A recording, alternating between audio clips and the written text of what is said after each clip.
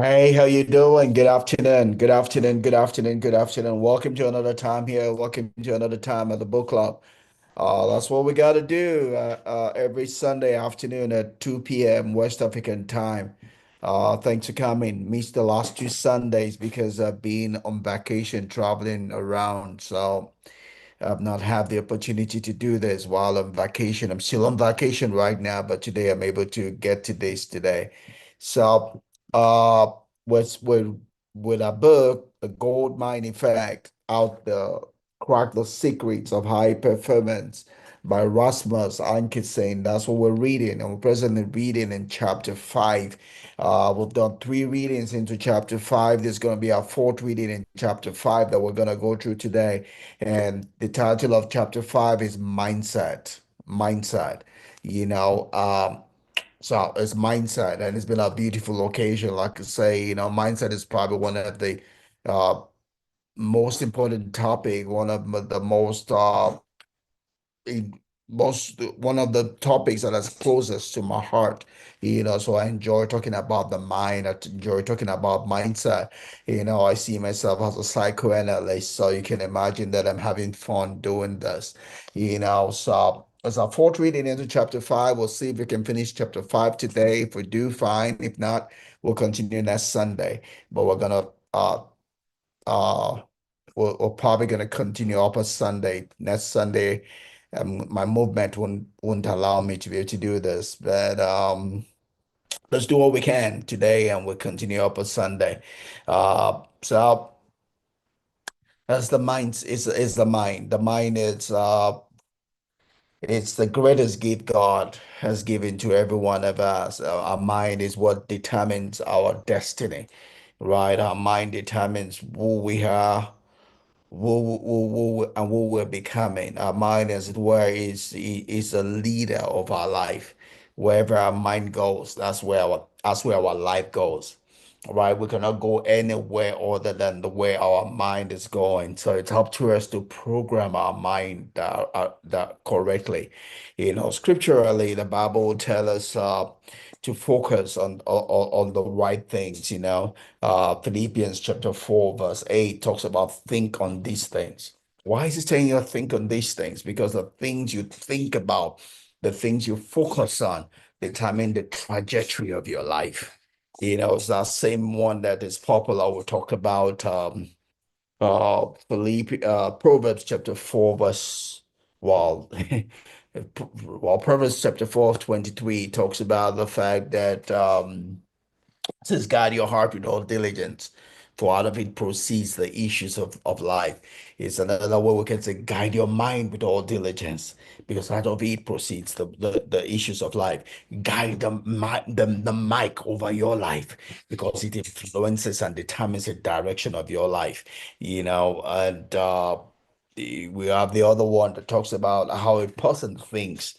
That's who he is. That's who he becomes, right? How a person thinks, determines the trajectory, the direction of a person's life, and that's where the person's gonna go. We all go in the direction of the things, that feed us, that feed something on the inside of us. And what feeds us is a function of the state of our mind, the state of our mind. So mindset is very important. And in here, talking about it as it relates to high performance, you're going to coolly perform to the level of the state of your mind. The state of your mind. The state of your mind determines the things that you attract, the things you're calling onto, the aroma that comes out of you, and thus, what people perceive concerning you. The state of your mind also, don't forget the mind is a transmission station. The mind, wherever the state of your mind is transmitting, to like minds, like things, depending on the things you are thinking about, you're communicating to things that are similar. Quick example comes to mind for me when I was in depression. Like I said, when I was in depression, at some point in time, I thought, oh, I was at the bottom, and this is the worst it can ever go to. No, for as long as I was still feeling pitiful, sorry for myself, things were continuously getting worse because the state of my mind was calling to evil, not good.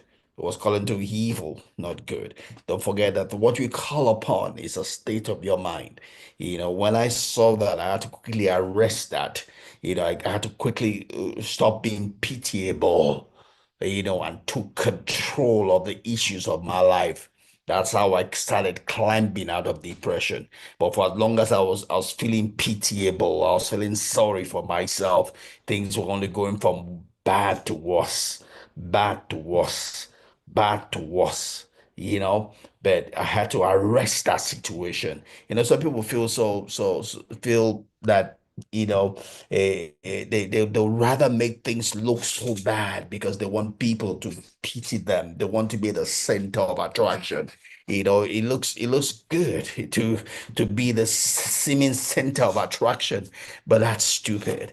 Because even the people that are feeling sorry for you don't necessarily love you. They're even thinking why you are being a disturbance, to their life. They're just using you at that point in time. They make you feel as if you're important, but they're simply using you, right? And you're not make your own situation is not getting better because your situation doesn't get better by the attention of other people, but by the state of your own mind. The state of your own mind. That reminds me again when I was in depression, I used to seek prayers. I just wanted to come out. I was hoping someone was going to make a prayer that would bring me out of depression. No matter how many people prayed for me, it didn't work.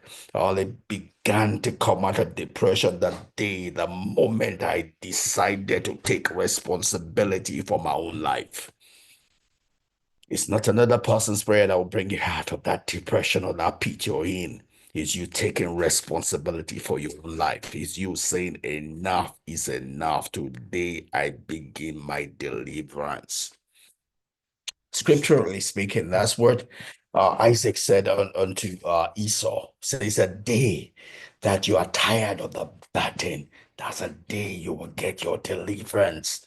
Just something else I used to hear from Les Brown years ago, talking about some dog, sitting on a nail and not getting up, just was mourning, but didn't get up because the pain the pain wasn't enough, as it were. It was something it was patching, but if that pain was really serious, all it took was for the dog to get up, and deliver ourselves from that situation.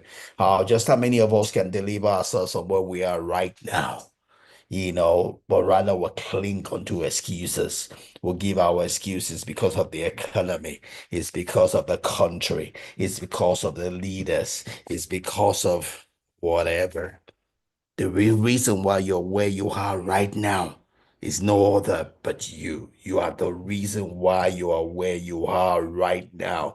You are the reason why your account is where it is right now. You are the whatever monetary figures in your account is you are the reason why. You are the reason for your success. You are the reason for your failure. You are the reason for your pain. Nothing other than that. Because, and guess who is the only reason that there will be a change? You. If you don't do something about it, it's not going to get any better. Right? I've done all my peach talks, let's go into the slide like we typically do and do a more structured time together, continuing on chapter 5 of our book, The Gold Mine Effect, talking about mindset.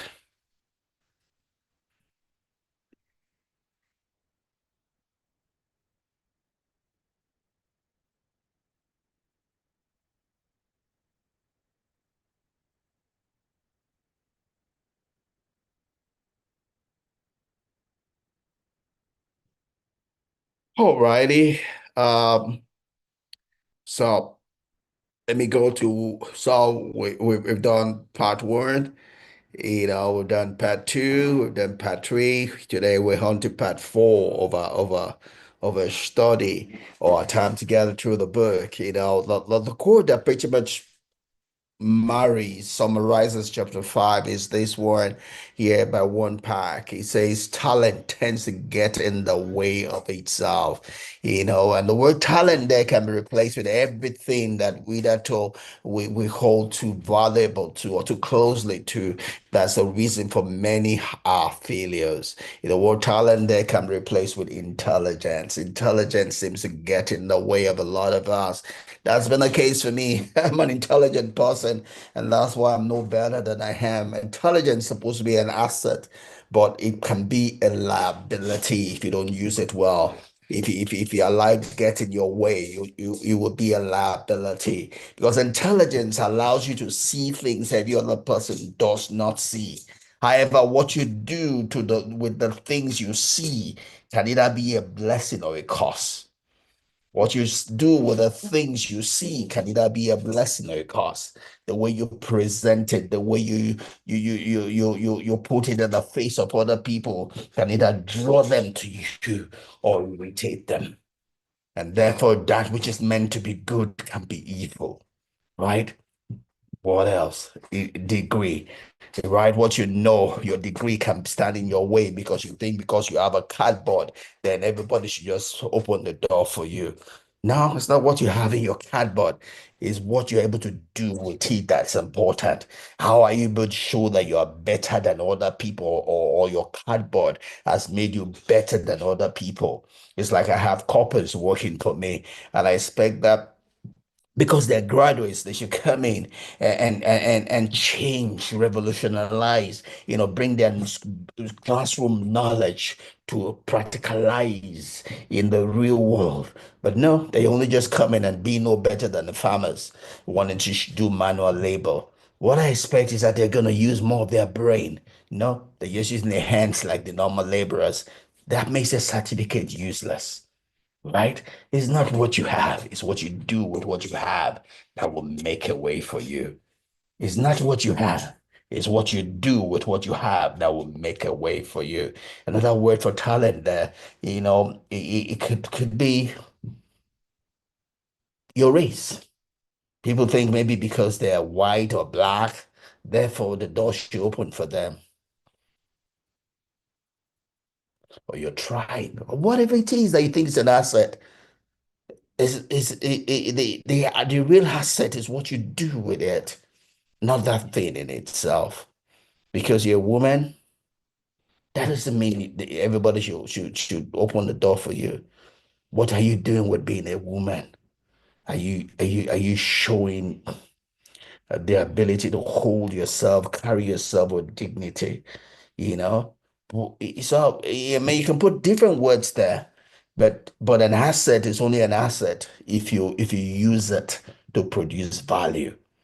Right? Again, when you come to the marketplace, what people reward is not as much as um what you bring, but the value you produce.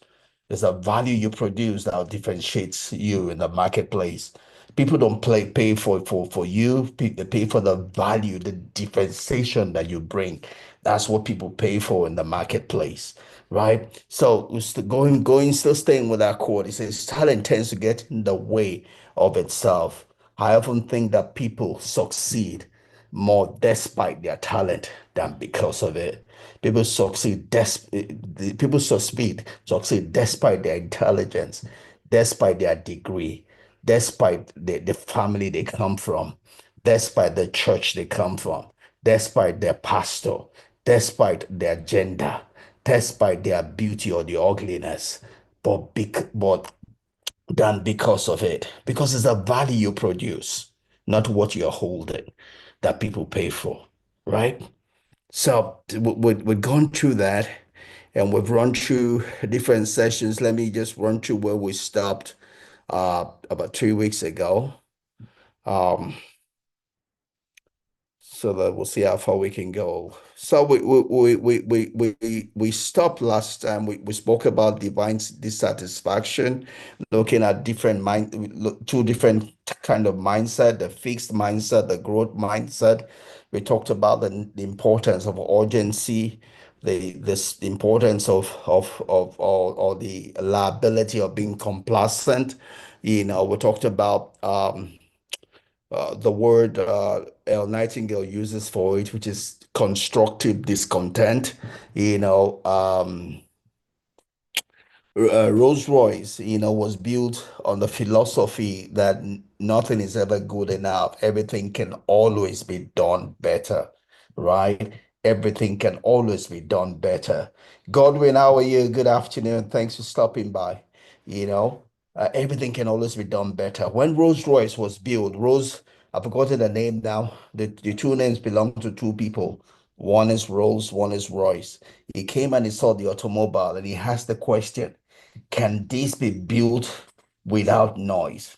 That's the old philosophy on which Rolls-Royce was built. It was building an automobile. There were automobiles already in existence. Rolls and Royce were not the creator of the automobile. The automobiles were already in existence.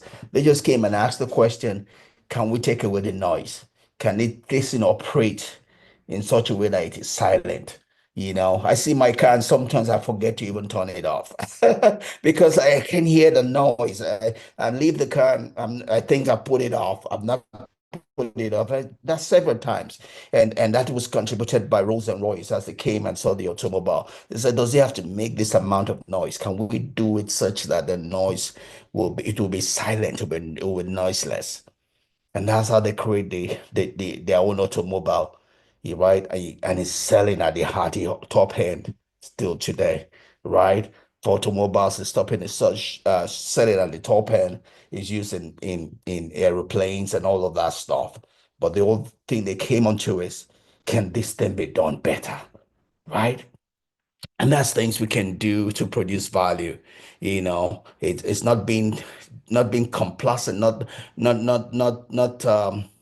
coming to a place that we're not thinking.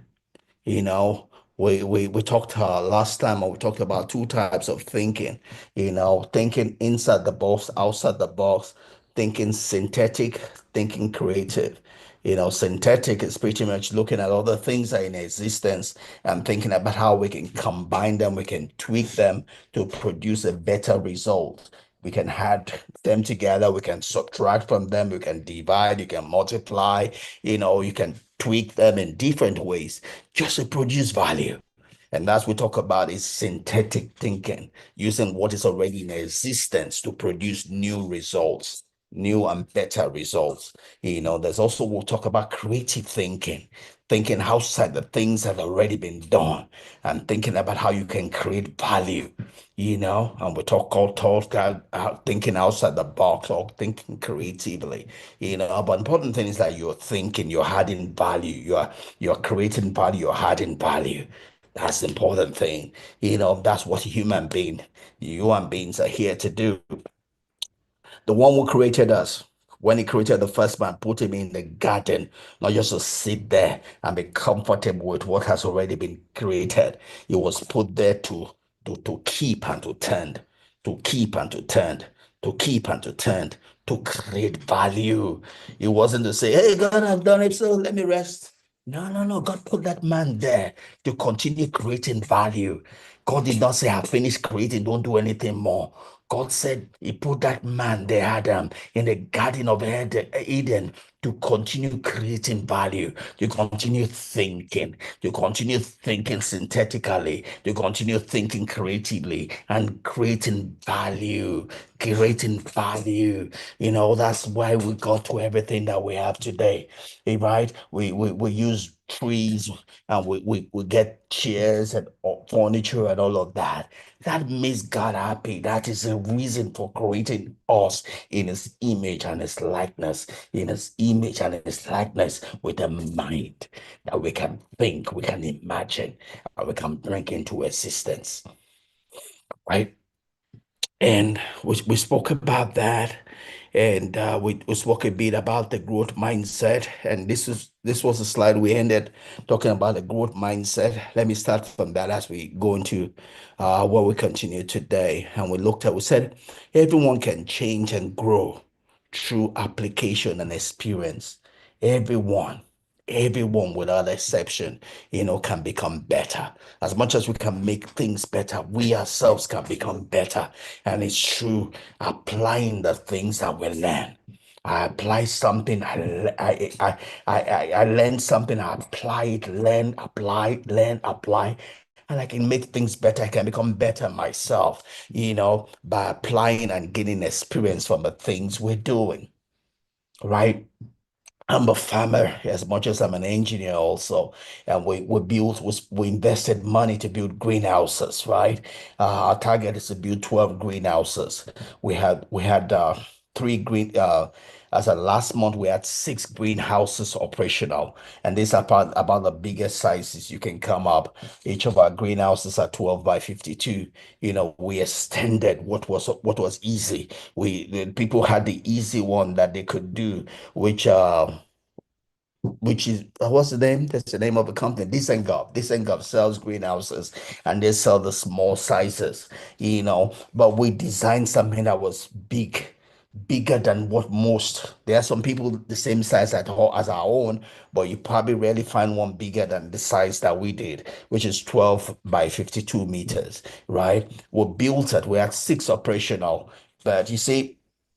The rains came. The rains came this month, and the rains tested our the greenhouses that we have, and those greenhouses failed the test. Five out of our six greenhouses failed the test. They collapsed, meaning that we didn't do something right, in that, right? And I'd not built greenhouses before, so I allowed someone who's done it before to do it, but the structure was made nimble, and we found that house because the rain, it failed the test of the rain. It's just like Jesus Christ would say. Jesus says that, either listens to my words and apply them is like one that builds his house upon the rock. And when the storm comes, it's going to test the foundation. The storm is not going to test the house. The storm will test the foundation. The storm is not going to test the house. The storm will test the foundation. If the foundation is not solid, is not built on rock, that house will be swept away. Right? He that does not apply his word, Jesus says, will be like one that built his house upon the sand. When the storm comes, it's going to flood it away. And it happens our greenhouses was built on sand. He failed the test. But that's not the end of life. That's not the end of life. The Japanese uh, quote says, eight, fall 7 times, rise 8 times.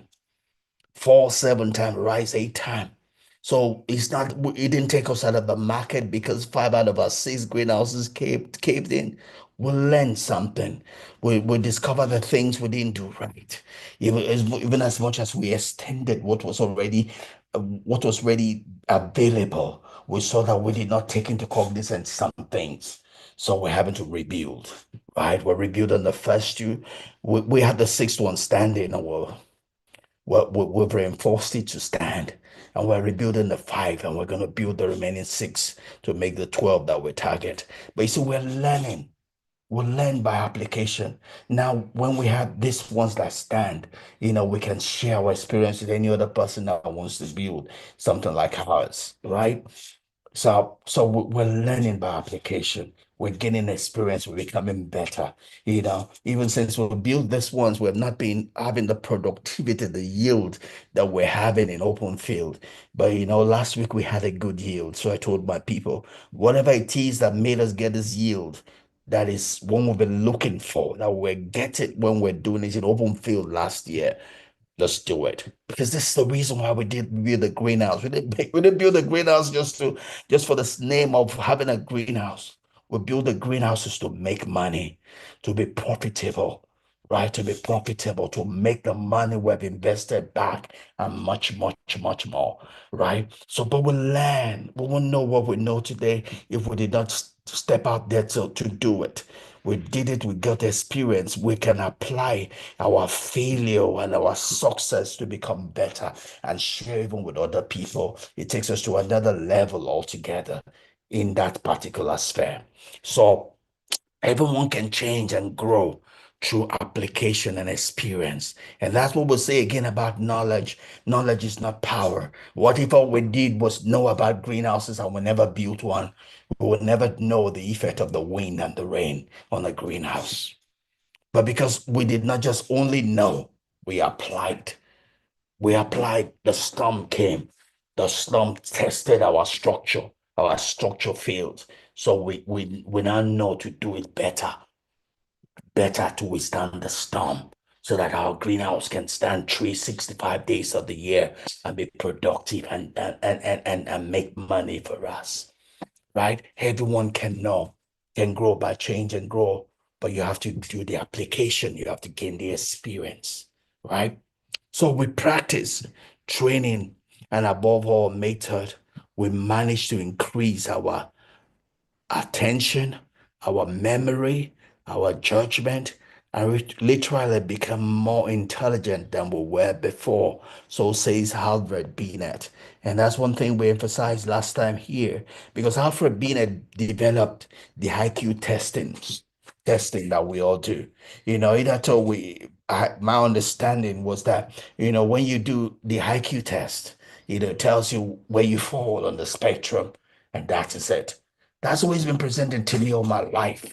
I was pleased to read, you know, in Dr. Dweck's book, Mindset, that Alfred would develop that skill, did not do it to condemn people or to condemn people as to where they were as at the time the score is taken. The intent was to help people become better.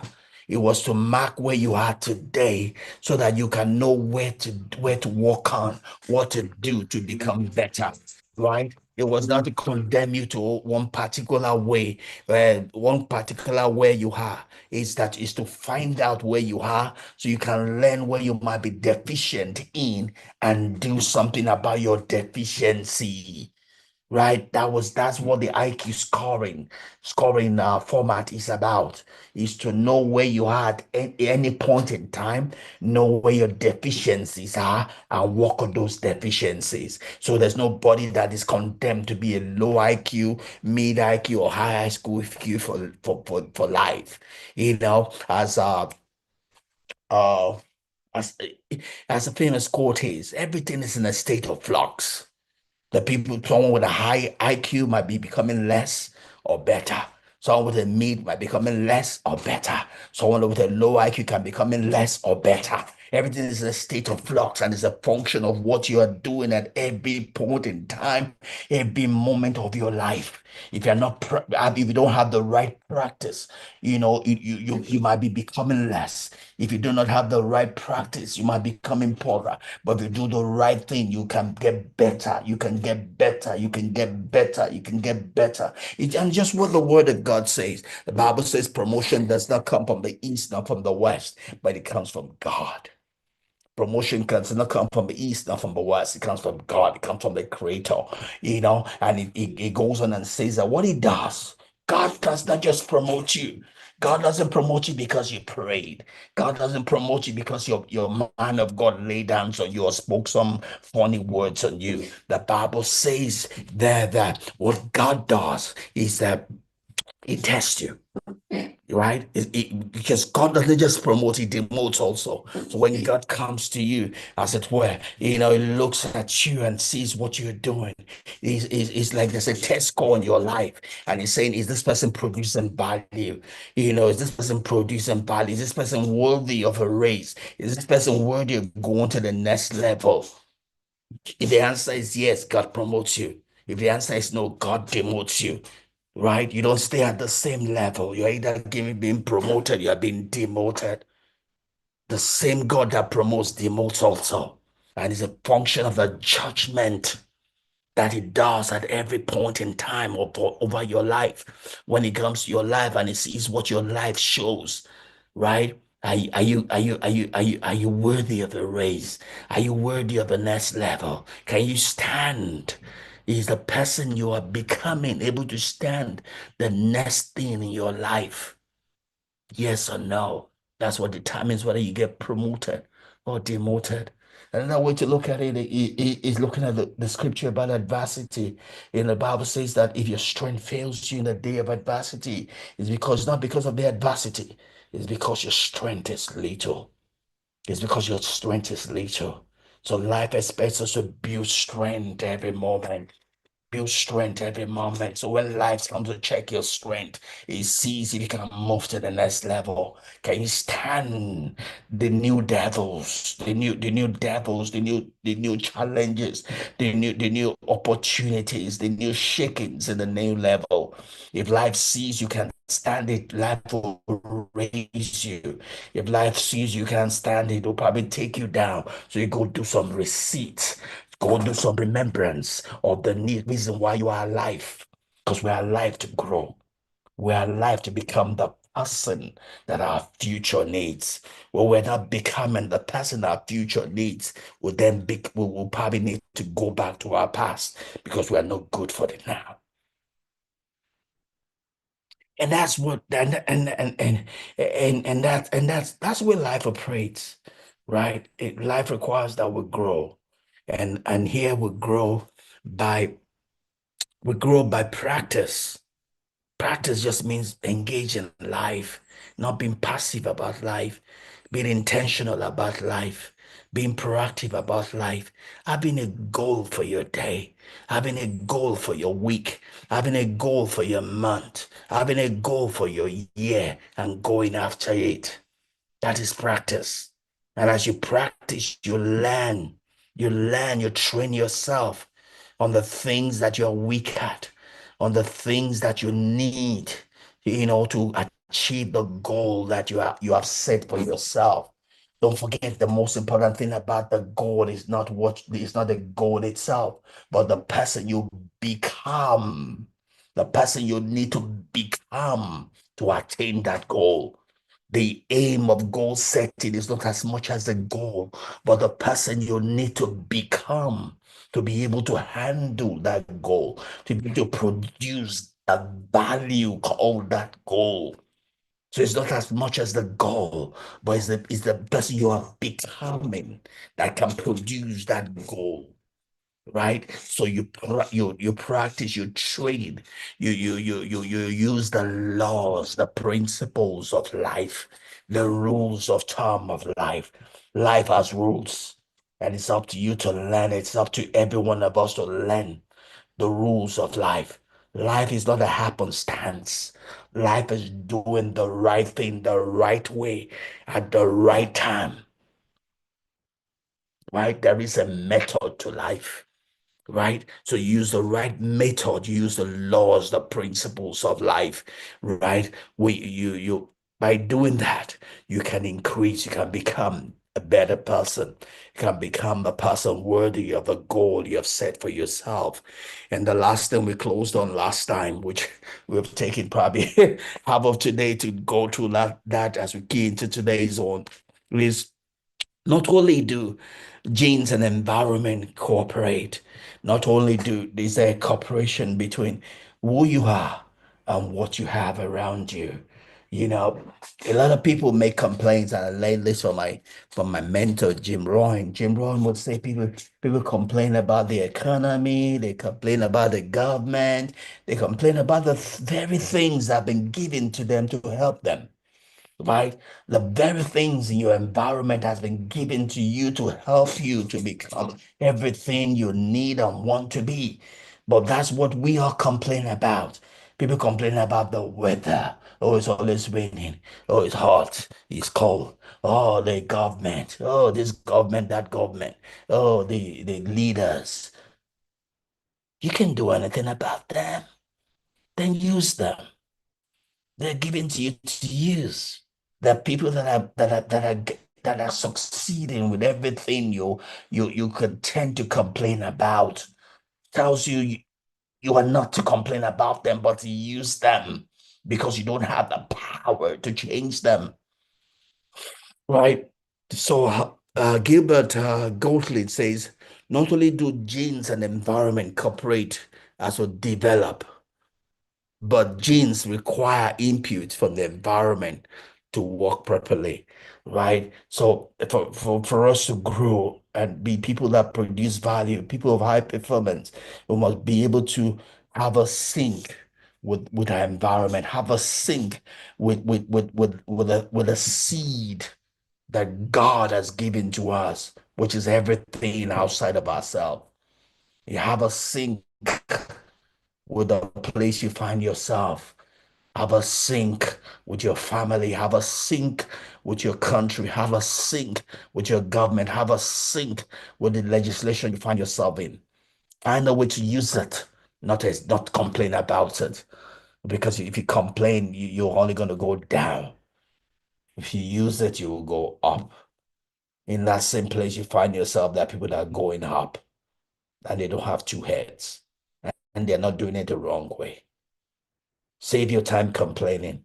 Find how you can use what you have to produce the value that will make your life better. Right? So we started on what is fresh for today. Everything I've said is what we've done before. And it's a third part talking about the growth mindset. The growth mindset is pretty much that mindset that believes, is what that has what we call an internal locus of control. It's a mindset that knows that everything about his or our own life is dependent on him, not anything outside. It's one we call it an internal locus of control. The word locus just simply means center. Someone with a growth mindset is one whose center of control is within. Someone with a fixed mindset has a center of control outside, right? Because it believes that, everything about him or her is determined by something outside of him or her control. But someone with a growth mindset knows that the buck ends on my table. If I'm going to become a better person tomorrow, if I'm going to be rich, if I'm going to succeed, if I'm going to have a paradise in my life, if I'm going to have a good marriage, if I'm going to be a good parent, it stops on my table. I can do something about it. Therefore, I'm going to be intentional and proactive about it. Right. And let's look at Dr. Carol last week. Who wrote the book Mindset, and is a main proponent of these two mindsets. She says people may start with different temperaments. You can start with different temperaments, can be melancholy, uh, can be outspoken, you can be an introvert, whatever it is you start with, right? People can start with different temperaments, different aptitudes, right? You can start with different aptitudes, different temperaments. Really, it doesn't matter where you start from. Life is not about where you start from. Life is about what you do with where you start from on where you are today. It's not what you were given, it's what you do with what you were given. As many people that had, Bible will tell us, Hebrews chapter 12, verse 1 says, we're surrounded with a multitude of witnesses. For whatever example you're looking for, you have witnesses.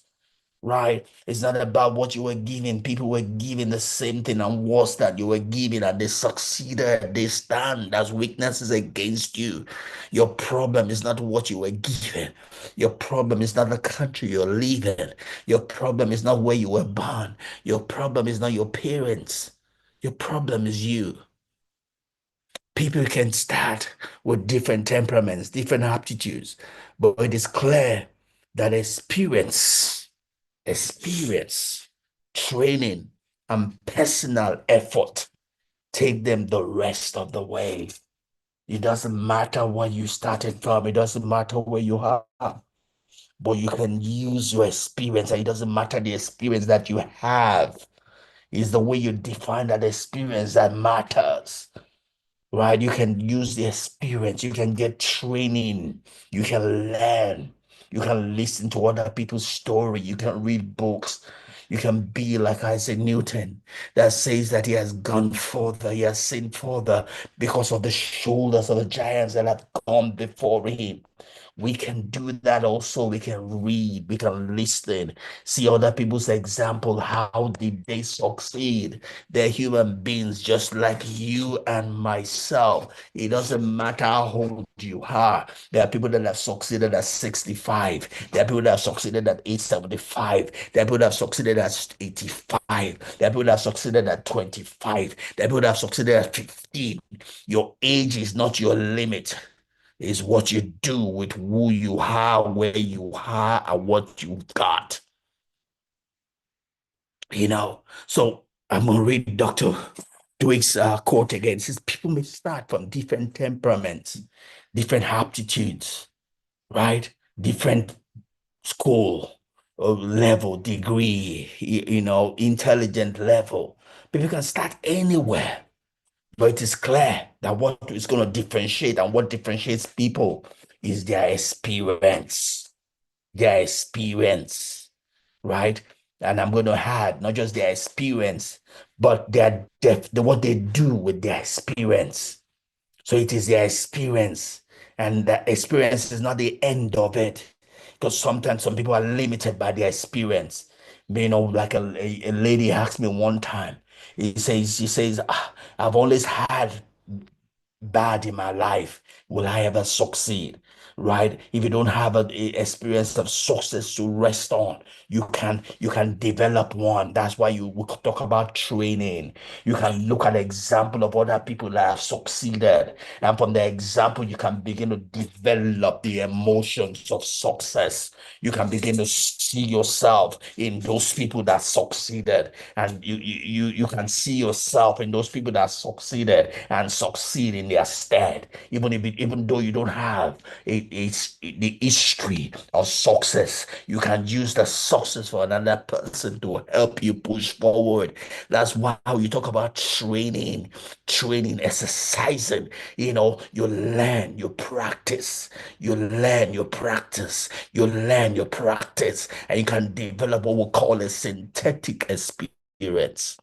And it's just as real. It will give you the same emotions as if it was your own experience. So you can use experience, you can use training, and more than any other thing, it's the personal effort because it needs you. Your success needs you. You're not going to succeed without yourself. Your success needs your involvement. Your success needs your engagement. Your success needs your initiative, right? So, and that will take you the rest of the way. And really, there's no limit to how far you can go. There's no limit to what you can get if you put your experience, training, and personal effort together, right?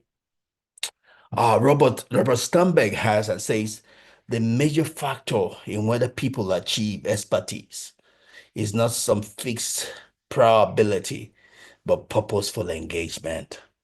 It doesn't matter where you've been, what you had. It doesn't matter your history. You can become better. Like I get to say, I got to do this and I do it fluently now, right?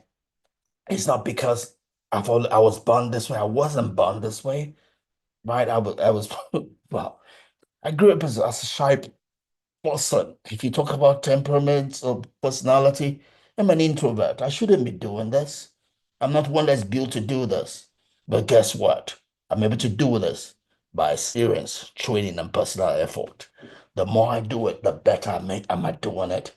The more I do it, the better am I doing it. I'm a teacher, but because I'm a teacher, doesn't it's not the reason why I'm able to do it this way. It's because I do it. I get better at doing it, better at doing it, better at doing it, better at doing it. It's like Paul would say. Paul says, I did not allow the grace of God upon my life to be in vain. Therefore, I worked harder than all the others. I put in the personal effort. Yes, I'm anointed. I seen Jesus. I'm an apostle. But that is not enough to not allow the grace of God upon my life not to be in vain. I have to put in personal effort. I have to put in training. I have to put personal effort. I have to put in training. I have to learn. I have to do. I have to gain experience. I have to apply it. I have to know what to take away. I have to know what to add to it. I have to continually, apply myself, put in a shade, set goals for myself, be willing to change, be willing to grow, be willing to to make decisions. Right, to forsake some things, to take up new things, whatever it is that would help me on my journey, so that I can become better. I'm better. I'm better. I'm more fitted for the purpose, the intent for which I have been called. You can get better. You can get better. You're not limited by your education. You're not limited by your experience, right? You can grow. You can grow. You can learn. You can grow. You can learn. You can grow. You can learn. You can grow, right? Let's see. Uh, the main reason why we choose comfort rather than mastery is quite simply that it is easier and more agreeable in the short term. Right? Easy to choose comfort. Easy to choose a place where everybody's agreeable with you. Everybody, nobody will say something against you. Easy for me not to do this at this time, but I do it, and be able to attend different people's function. Easy for me to be a bench warmer in some church somewhere and sit down and who's a Christian and goes to church every Sunday. Does he love God? We don't know. He comes to church. Nah, coming to church is not, it doesn't define you. It's what you do when you come into church. A lot of people go to church and they're devils on Monday to Friday, you know, and I see them, right? A lot of people carry pastor, oh, pastor this, pastor that, and you can see an atom of that in their life. It's not about the name, the prefix or the suffix. It's who you're becoming. It's who you're becoming. It's who you're becoming. It's who you're becoming. If you see your orange tree, are you producing orange fruit? That's what's important. That's what life judges. That's what God judges. That's what nature judges. That's what the universe rewards. Right? So, but it's easy to not push yourself to be better. It's easy to just be the same old me. Hey, fine brother, how you doing? Ah, it doesn't trouble anybody. Ah, life is gonna come test you. Jesus says when the storm comes, it's gonna test your foundation. Everybody can look at a beautiful house, well designed, gold plated, good framing. What's the foundation? That's what the storm will come and test. Storm won't test all your gold plated. It's gonna test your foundation. Make the effort to be who you want to be or who you want to appear to be. Do the work. Do the work. Because the storm will come but test the work. Do the work. It's easy to be comfortable, but when the storm comes, your comfort will be tested. Do the work. Grow. Be the person you seem to want to be. Right? Say, but too much comfort is the enemy of improvement. If you're gonna improve, you're gonna make yourself uncomfortable. Right? I'm able to do this in the middle of my vacation because I'm committed to doing it. It's blessing me as much as I'm open, it's blessing other people. So it's a commitment, right? So comfort is good. Too much comfort is bad. It will kill you, right? If you want to thrive in a highly competitive environment, you need to stay a little wild. You need to skip and you need to have that divine dissatisfaction, constructive dissatisfaction, and seek to grow, seek to better yourself, better yourself, better yourself, you know, and fortify yourself, better yourself, fortify yourself, right? So If you're in a world where the status quo is acceptable, you will not develop, you know. If you're in a world where everybody just thinks it's okay, they're not looking for something bigger, it's okay, it's all about activity, it's okay, you're gonna die because someday your foundation will be tested. It's just like the whole Roman Christian world. Places like Constantinople, Turkey, today they're no more Christian place. Things have changed. We have companies that have died because they were too comfortable. Kodak is no more in existence. Blockbuster is no more in existence. Why? They felt too comfortable. They did not allow themselves to be divinely dissatisfied or constructively dissatisfied. They did not create a discontent within themselves. Everybody saw them as the best. Best for how long? Everything is in a state of flux, even a desire of people. So you see people like Apple, they go ahead. Apple foresees what they think we might need tomorrow and get there and introduce that to us. Don't ever get satisfied with where you are. Keep growing, keep stretching, keep getting better, keep growing, keep stretching, keep getting better. I'm going to retire here in 2 years' time, right? I shut down 4 years ago because see, I'm not going to wait till the day of retirement then I start preparing. No. We'll retire here 2027. I'm 68. I'm 58 this year. I'm going to be 60 then. Guess what? I'm already living that life of retirement. I'm already preparing. I'm already putting everything in order. I'm stretching myself. I'm looking at 2 years being a long time. Let's talk about it. It was 2 years too far. 2 years too far. And far. That's like talking about it's 4 years ago. It's 4 years has passed already. I have 2 more years to go. That's a lot I need to do before that time. I need to become the person I want to be then, so that it doesn't catch me unawares. I can't continue living this life when I'm into retirement. I need to be fair. Things are gonna change.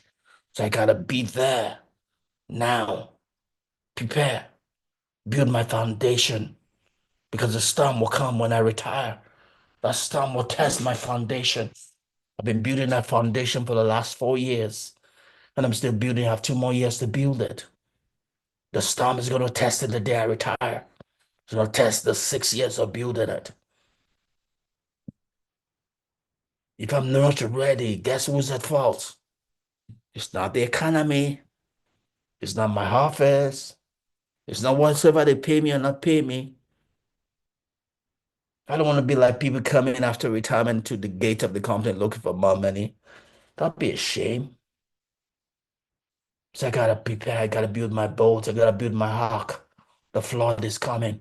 Gotta build my ark. The flood is coming. Gotta build my ark. The flood is coming. What do you have in your life that's coming in the next 2 years? Are you preparing for it? People come to me and say, help me pay my rent. When did you know you have a rent to pay? What were you doing 1 year ago when you paid the last one?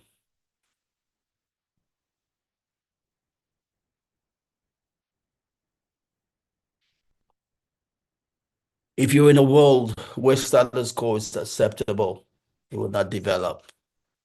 Don't live in that world. You need everything around you makes that world create a divine dissatisfaction from within. So you will not be put to shame. You will not be at the mercy of other people's mercy or goodwill. Be at the mercy of your own goodwill. Beat yourself. Prepare for your life tomorrow. Become the person that your future needs today. Today. Scripture in the Bible, Paul was right. It says we should do all things to live a quiet life. A quiet life. A quiet life. A quiet life is being personally self-motivated. It's preparing for the future that you're going into. Don't be deceived by people that feel that you don't have to be fed to man. Jesus is coming. Jesus is coming. They've been saying that for the past how many years? That's not to say Jesus will come, but he didn't tell you when he's coming. That was the parable of the wise and the foolish virgins. The foolish ones were the ones that say Jesus is coming. Don't plan, don't plan, don't plan. That's stupid. Jesus said it. The wise ones prepared just in case it delays. We don't know when it's coming. I don't know if it's gonna come before I die or it's gonna come after I die. I'm not gonna be at the mercy of the elements of this world. So I create a divine dissatisfaction within. I prepare. I'm ready for the short and the long term. I'm ready for the short and the long term, right? Don't get carried away by today's comfort. Prepare for your tomorrow as well.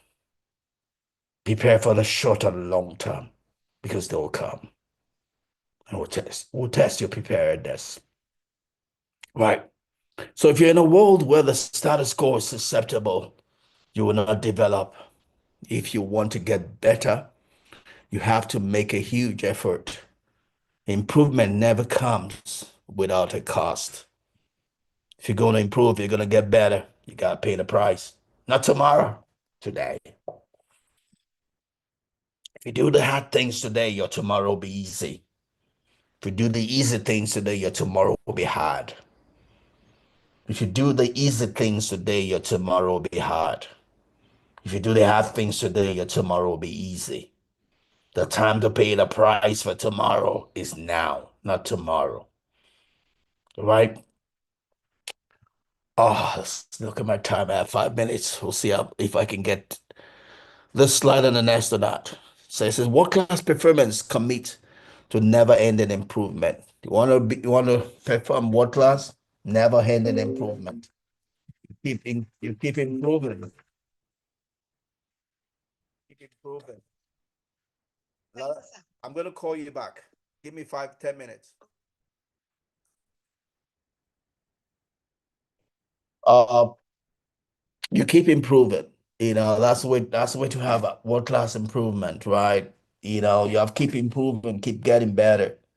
Here, I'm already thinking about the next book we're gonna read. I'm already in chapters. I finished chapter 7 of the book where I don't even know where chapter 5. I'm already planning those chapter. I'm up to 7, building the slides for this one. I'm gonna get to 8, get all of this book done. I already thinking of the book we're gonna read after this one. Right. So I have to keep on getting better at doing this. I'm not satisfied. I want this to be top class, top class. So I keep doing it. I keep thinking of how I can make it top class. I don't want to do this for the sake of doing it. I don't want to do it because every other person is doing it. I don't want this to be like every other book club. I want it to be one that stands out, that people yearn for. People yearn for. And they don't yearn for it just because it's me. They yearn for it because it's making their lives better. They're getting value from it. This is not a sentimental time. I don't want you to come here just because how I know him. No. I want you to come here because it's making a difference in your life. Guess what? If that's gonna happen, I have to pay the price for it. I got a soul to reap it. I know what I want to reap. So I gotta sow the right seed to reap the fruit I desire. So I pay the price. I do what I need to do to make this better. So if you're gonna be world class, you gotta pay the price, right? World class performance commits to never ending improvement. You have to keep on improving yourself, keep on getting better, getting better, getting better, getting better, getting better, getting better, getting better. Making a commitment to mastery is making a commitment to a journey that never ends, right? If you're going to be top notch in what you do, it's a journey that never ends. You never get to the place. How about that now? Yeah, I'm the popular one now. Now keep getting better. Keep pushing the boundary. Keep pushing the boundary. It'd be like Jabez saying, God, give me room. Give me room. Give me room. Give me room. And every room God gives to you, you fill it up. Give me room. Give me room. Give me room. Give me room. You push the boundary. You push the boundary. right? So let me take one more slide and we'll be done. We'll finish the rest next week. Or not next week, upper week. I'm going to be traveling next Sunday, so I won't be able to do this. It says, if you keep practicing, you can do anything. The act of a successful mindset is to view your victories as a beginning and not as a conclusion. So says Stephen Francis. Success could be our enemy. Failure could be our friend. That's why you have to be intentional with every success. That's what Stephen Francis is saying here. It says the act of successful mindset is to view your victories, your successes as a beginning and not a conclusion. Just because you've done a breakthrough somewhere doesn't mean you have ended. And again, that's what they had for the winning generals, right? They had a slave behind them that was always reminding them, don't forget you're mortal. Yes, you're winning battles. Things are working well for you, but don't forget you're mortal. You're going to die one day. You're mortal. You're not a god. Because when things are going well for us, we have that feeling that we're God. We're God, whether it be little God or big God. We think we have arrived. We have the magic touch, right? And we do that so much that we stop doing the things that got us to that status. And therefore we start failing because our foundation starts crumbling. Right? If you're gonna have a successful mindset, always see every success as a beginning, as a thing you can do better. Don't start being complacent, don't slack, because it's not an happenstance. No success is an happenstance. It happened because you did something. If you want to sustain it or be more, do more of that thing. Do more of that thing and even better, better, better, better, better. And that's what I told my farm people this weekend as we had a good harvest. So whatever got us that good result, we need to do more of it. The poor result we're getting is because of the bad practice. We're not doing something right. If we got this good result, let's find out why we got this good result and do more of it. Right? And lastly, Helmo puts it this way. So if you keep practicing, you can do anything. There's nothing you can do if you keep practicing. Right? It's a matter of time. Just keep walking at it, walking at it, walking at it, walking at it, walking at it, walking at it. One day, suddenly, it will dawn. The morning will break through. The morning will break through. The sun will rise upon you. Do your part. Leave the happening to God. Leave the happening to nature. Leave the happening to the universe. If you do your part, universe part is guaranteed. The creator's part is guaranteed. He is the constant, you are the variable. Do your part, you will get the result. Do the sowing, you get the reaping. Do the input, you get the output. Do the cause, you get the effect.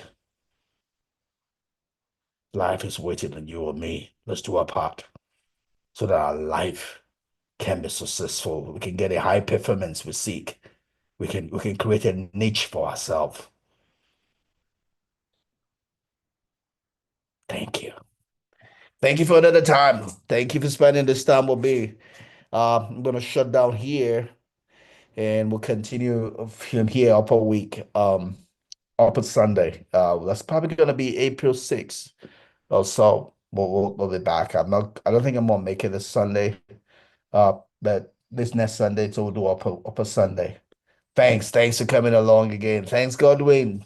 Thanks. I hope you, God bless. I hope you got one thing or the other. But thanks for stopping by. God bless you. Enjoy your week. Thanks to every other person on YouTube. Sorry, I've been away the last 2 weeks. Thanks for staying with me. Thanks for those on my blog site also. Thanks for spending this time with me. God bless you.